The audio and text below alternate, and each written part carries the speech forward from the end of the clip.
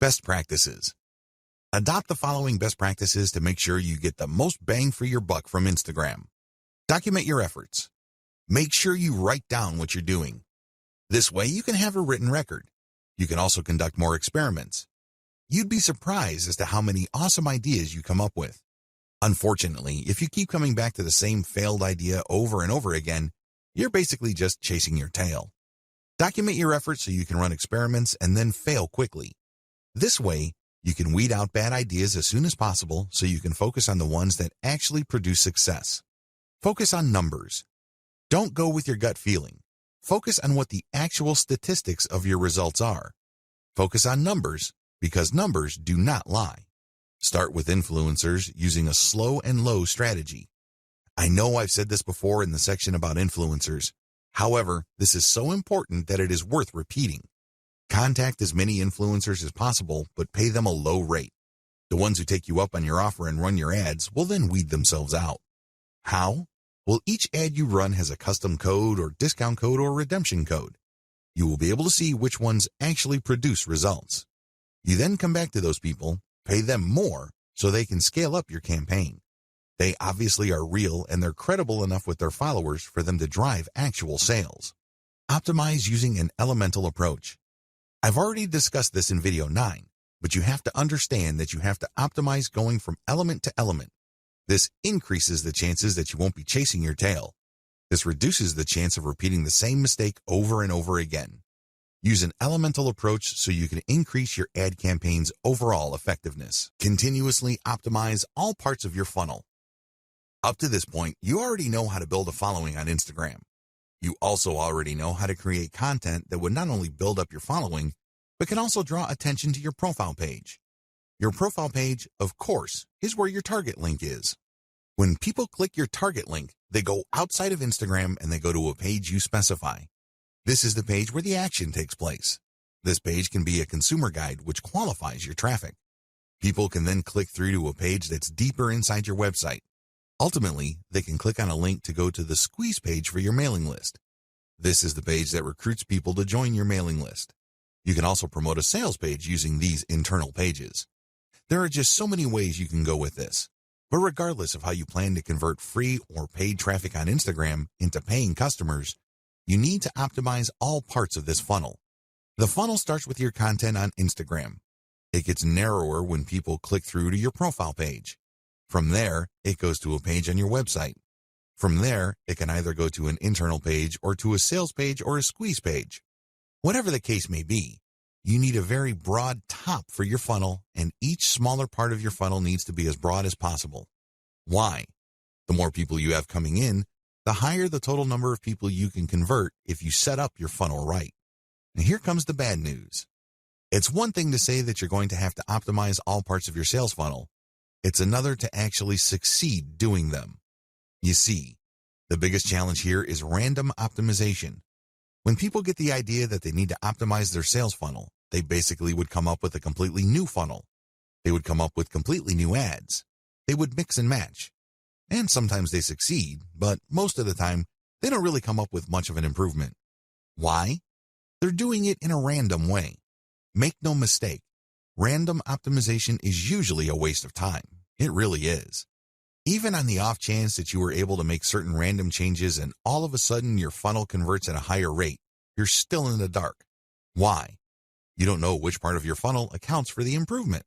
And even if you are able to see which parts account for the difference, you don't know which segment of that part improved your results. Do you see how this works? Do you see why this is so confusing and so frustrating? Use elemental optimization. Thankfully, there is a better way to do optimization. You can use elemental optimization. Instead of just taking random guesses as to what would turbocharge the results of your sales funnel, you break up each part of the sales funnel process into elements and you make changes on an element-to-element basis. This way, you will only move on to the next element once you have improved the results of the previous element to a certain degree. Once you're happy with those improvements, then you move on to the next element, and then the next element after that. Please understand that the sales funnel is made up of many different parts. Each of these have different elements, but they can all be broken down into some common elements. The sales funnel, of course, involves the photos that you use on Instagram. your profile page, your consumer article or landing page article, and then your internal pages. Each of these have to be optimized, and each of these have separate elements within them. For this video, I'm just going to focus on the elements that can be found on Instagram. You can use the same element-by-element analysis to optimize your squeeze page, your consumer guide page, and other elements on your own website. But as far as this training is concerned, we're just going to focus on the elements found on Instagram. Key elements to keep in mind. When optimizing, here are the elements that you should focus on. Profile URL. This is the profile page that you have on Instagram. You can change the picture, you can change the description, but just make sure that when you make changes, you go element by element. This means you can swap out pictures until you get a nice improvement. Once the improvement is sustainable, you then change the text. See if it improves your click-through rate. Once you are able to do that, then you can change the landing page URL. Photos and videos. This should be obvious. These are the photos and videos that you post. Pay attention to engagement levels. Pay attention to click-through. If you notice that certain photos tend to get a lot more clicks, then post more of those photos. Keep posting similar photos until you can reach a sustainable high level of click-throughs. Hashtags. Keep switching around hashtags to see if there is any marked improvement in your click-through and your conversions. After you've reversed engineered your competitors, you should have a starting point. But don't end there. Keep playing around with the hashtags, customize the hashtags, and research related hashtags to see if you can get better results. Description. This is the text that you post along with your photos or videos. Post the same picture but play around with different descriptions. See if these different calls to action lead to greater click-throughs and eventually greater conversions. Posting time. If you're using software to post on Instagram, take note of when your content is posted. Pay attention to when most of your engagement takes place. Try to line up your posting time with engagement levels to optimize the effectiveness of your content. What to look for. When optimizing, you should look for the following. These indicate success. Look for increased click-through rate, increased dwell time, deeper clicks inside your website, and better conversion rates. Of course, we all know that at the end of the day, conversion is what matters the most. In fact, it's the only thing that matters. How come? Conversions puts dollars in your pockets and nothing else. However, to get there, you have to increase click-through rates. You also have to see if the page that you are presenting to people you draw from Instagram holds their attention for a longer time. You can keep optimizing that page to maximize dwell time. Also, pay attention to your initial content on your own website to see if you can optimize it so you can get deeper clicks. The more internal pages, the more the person views, the more interested that person is in whatever it is you have to offer. Ultimately, if you take care of these in an element-by-element basis, you can increase conversion rates. Use Facebook's ad retargeting system to pull Instagram users deeper into your funnel. This is my secret weapon when it comes to Instagram. Make no mistake, if you followed all the steps above and you used a multi-page strategy to build up your mailing list, you will achieve some level of success. However, if you want to turbocharge your results, you need to deploy Facebook's ad retargeting system. How does ad retargeting work? When you retarget ads using Facebook, you first install Facebook's pixel on your website. You then go about promoting on Facebook and Instagram. And when people find themselves on your site after clicking on a profile link, the pixel keeps track of where they landed. Now that the system knows which Instagram or Facebook users ended up on your site, you can take out a retargeting ad. This ad can promote a deeper page, or it can promote your mailing list directly. Whatever the case may be, when people who have visited your site go back to Facebook or Instagram, they start seeing your ads. This is like shooting fish in a barrel. You're essentially reminding them to come back. When they click, they can go to a deeper page so you can build more credibility, or you can even direct them to buy a product. That's right, they go to a sales page. Regardless of how you do it, retargeting works. In fact, according to some estimates, it can boost conversions by 40%. The bottom line is that you use content to draw truly interested people. They wouldn't be clicking the content if they were not interested. But you have to set up your retargeting in such a way that only people who go past the initial page of your website are retargeted. For example, you run a free Instagram marketing campaign. You post reverse engineered content on your account to build up a following. Enough people like your content so they click on your profile page and they see a link to a really useful article. They click through and they end up on an article, and Facebook Pixel is paying attention to them. However, you're not going to be retargeting those people. That's still too shallow. When they click through because they liked your particular solution and they want to know more about that solution, they end up on a solutions page. This may be a sales page, or this can also be another consumer guide page. Whatever the case may be, they have gotten deeper into the guts of your website. These are the people you should retarget because these are the people who have demonstrated real interest. People who are just curiosity seekers would just end up on a shallow page. They would begin there and they would end there.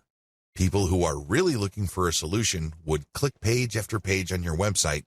Those are the people who are more likely to convert. Pay and interact with niche-specific Instagram influencers. Please understand that persona is the name of the game in Instagram. People follow personas. They're not following just because somebody has nice pictures. Most people can do that. Most people can manage to post nice pictures every once in a while. Instead, they're following personas because they have a distinct spin on whatever niche they're in. They have a distinct personality. They have a distinct point of view. Whatever the case may be, it has elements of some sort of cult. By cult, I'm not using that phrase in a negative way. Instead, people are looking for just a specialized knowledge from people who specialize in that type of information.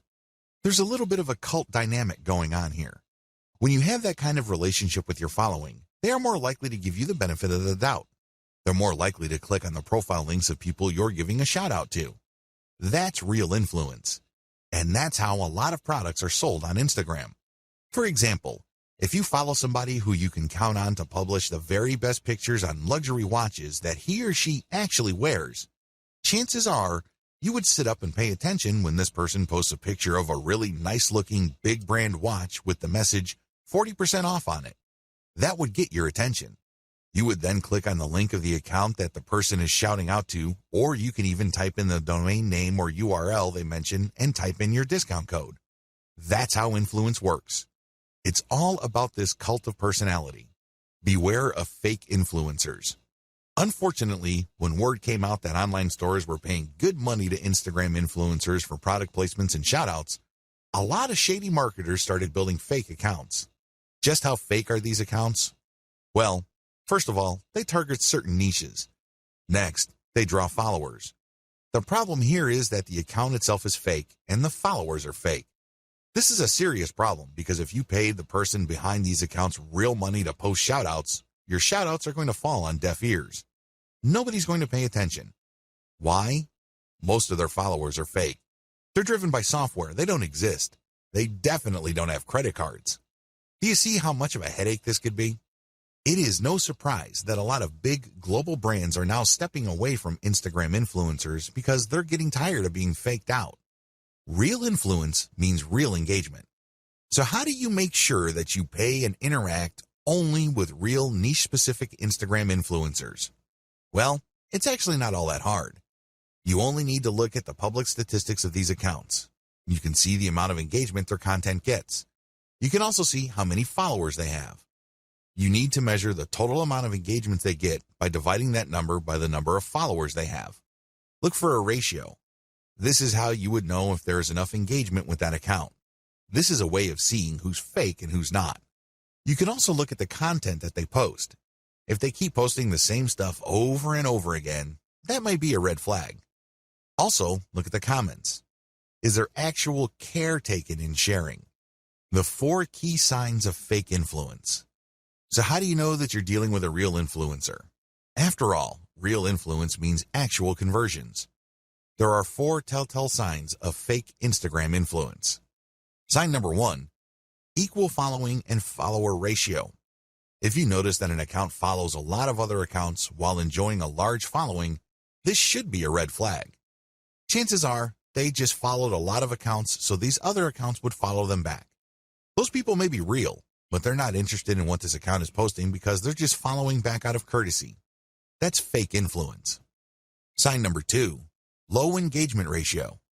If you notice that this account posts a lot of content, but the engagement ratio is low, this is a red flag. If your account has real followers, there should be a certain level of engagement. It's not like all your posts are going to suck. If you notice that this account doesn't really get that much engagement, that should be a red flag. Sign number 3, they obviously ask for money. If it's obvious from the profile description of the niche-specific account you're trying to buy shoutouts from that they take payments, you might want to pay attention. Look at how they describe themselves. If they make a big deal out of the fact that they're selling shoutouts or they want you to get in touch with them so you can take out an ad, be very suspicious. The very best influencers on Instagram are those who are hobbyists. These are people who are just very passionate about a particular topic. They don't really care about getting paid. They just eat, sleep, and live the topic.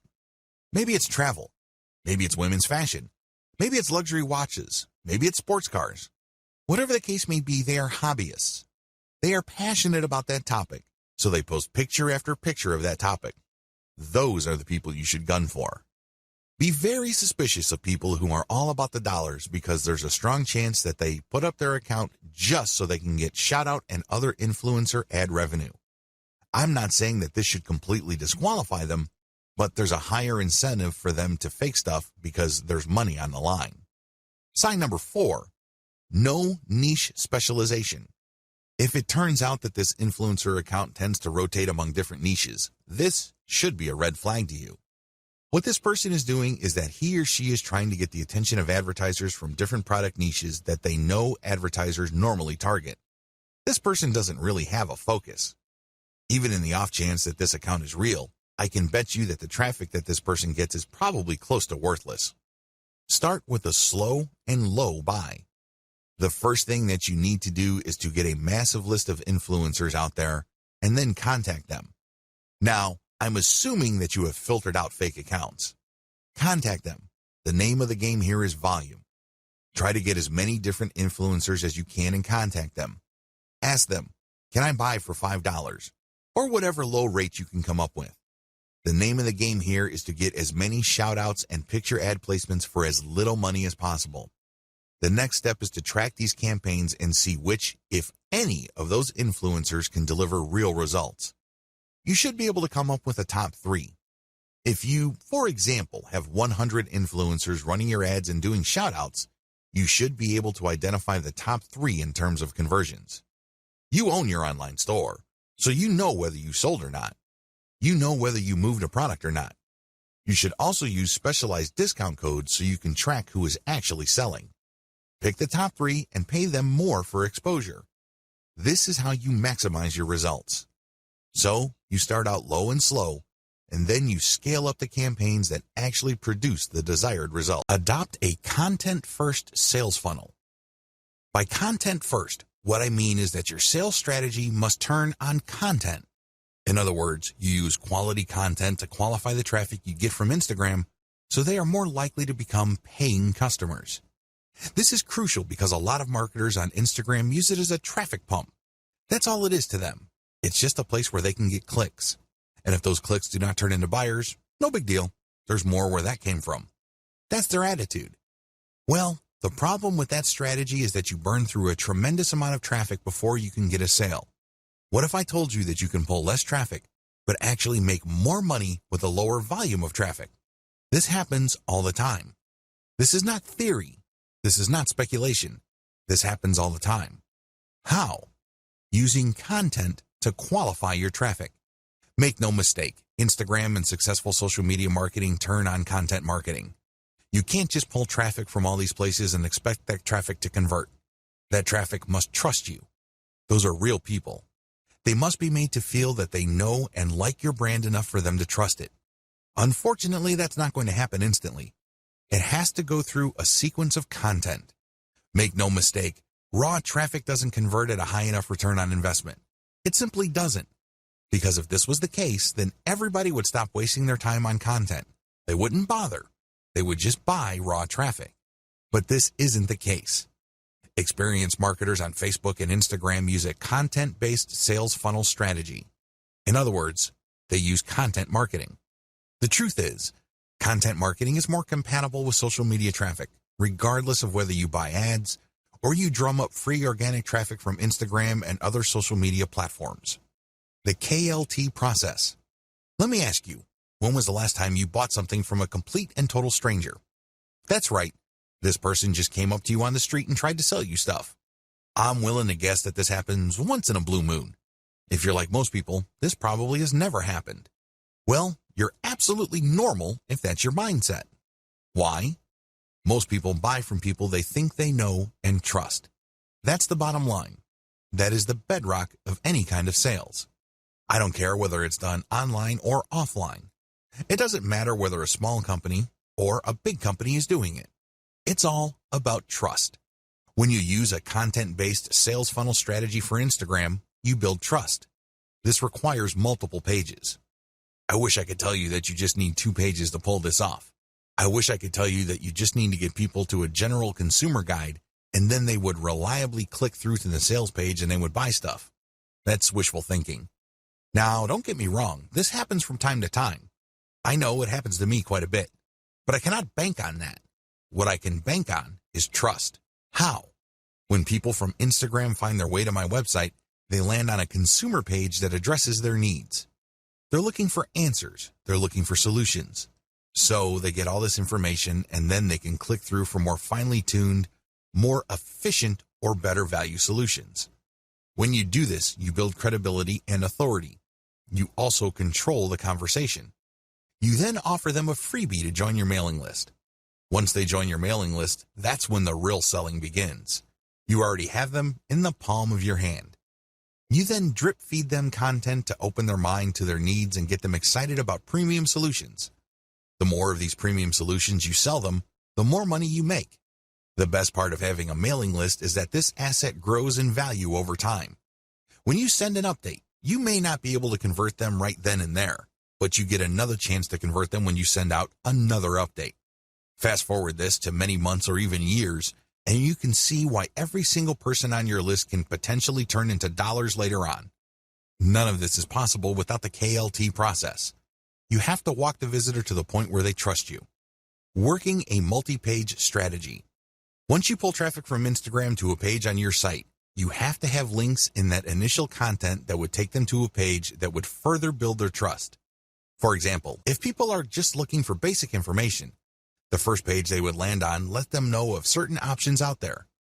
Once they are excited about a particular option, they can click another link that would take them to a page that talks about a specific type of option, which they obviously already like. This page then gives enough details that they build trust. At this point, you can then recruit them to your squeeze page and let your mailing list do the selling. You can also give them the answer in the form of a freebie in exchange for them signing up for your email list.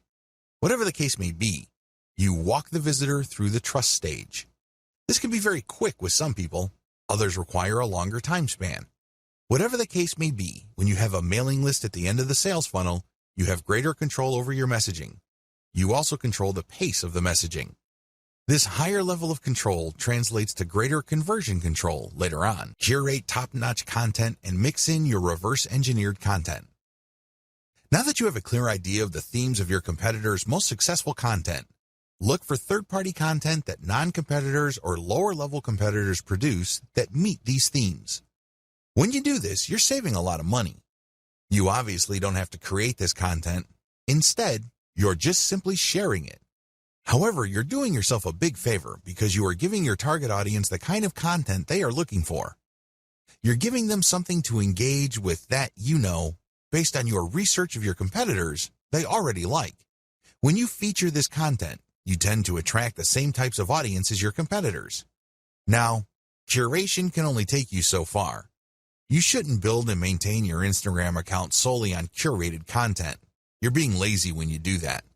Instead, you use this content to draw and engage with your audience members. Next, you then come up with a short list of your competitors' very best content and you come up with your own version. This version has to be so much better that it's obvious. This is the key. This is what will put you over. Because remember, you're trying to build a persona. Up to this point, when you curate, the only persona you're building is that you're just part of the niche. Your brand is just another face in the crowd. You want to get over. You want to come up head and shoulders from the rest. How do you do this? You improve the best existing niche content you find on Instagram and you publish this as your own. By paying attention to video 4 and figuring out what is the hottest content in your niche, You then come up with your own version and then use this on your own feed. You rotate these along with the curated content that you are already publishing. How exactly do you improve on others' content? There are several ways you can improve the quality of content that you reverse engineer. Again, you're not copying and pasting here. You're not taking somebody's work and passing it off as your own. No, you're taking ideas so you can create your own original content, but you end up creating better content because you used one or a few or all of the following strategies. To improve content, you should do the following. Update. Offer an updated version of the content. If the hottest pictures your competitors are showing are grainy and obviously old, come up with an updated picture. You'd be surprised as to how viral your content can be. How come? Well, you are publishing something that is obviously up to date. Higher production quality. When you're publishing content, make sure that the quality values of the content are high. This means high resolution, crisp imagery, the colors are top-notch. Also, the composition has to be really good. You have to produce content that is so obviously superior to your competitors that your brand stands out. That is the standard you should aim for. Include more details. I can't even begin to tell you how many Instagram accounts out there just post a picture and hashtag, if that. That's all they do. I'm telling you, big, small, or medium-sized brands on Instagram that do this are leaving a lot of money on the table. You have to give more details because when you do this, you complete information gaps in the minds of your viewers. There's less mystery. This makes your brand more trustworthy. Eventually, if you keep this up, they start looking at your brand as some sort of reference site or some sort of resource. Don't be lazy. Now, there is such a thing as overkill, but you have to find that happy medium ground between too much information and not enough. Use better hashtags. When you do your reverse engineering, you will notice that some tags get used a lot more, but unfortunately, they may be too general or they may be too broad. You might end up attracting the wrong kind of crowd. You have to play around with your hashtag selection until you reach a point where you can be sure that a more specific tag is pulling more traffic from Instagram or helping you gain more followers. Unfortunately, there is no black and white answer to this. This is one of those things that you just have to try out on a purely trial and error basis until you get it right. Come up with a better picture series. Believe it or not, when people like a picture on Instagram, a lot of them want to see more. They're not talking about pictures of the same subject or similar types of pictures. They're talking about pictures from the same series. It's not unusual for people to see a picture of a beautiful vacation location, and somebody just posted 2 pictures. People who see that vacation destination would love to see its surrounding areas. They would love to see what it looks like at night, low tide, high tide, you name it. The more angles your pictures present, the more engaged your community can become. Use a better influencer distribution network. After you've done Instagram marketing for a couple of weeks, you would quickly notice that some accounts on Instagram tend to get a lot more attention in your niche than others. You should not automatically run away from these people. You might be thinking that they are competitors. You might be thinking that they are out to get your slice of the pie. Stop thinking that way. Instead, start looking at them as allies. Obviously, they already did the heavy lifting of attracting the same audience that you're trying to attract. Engage with them and get them to pay attention to your feed, and they may possibly share some of your content. Now, you may be thinking to yourself that a lot of these accounts are in it for the money. That well may be true.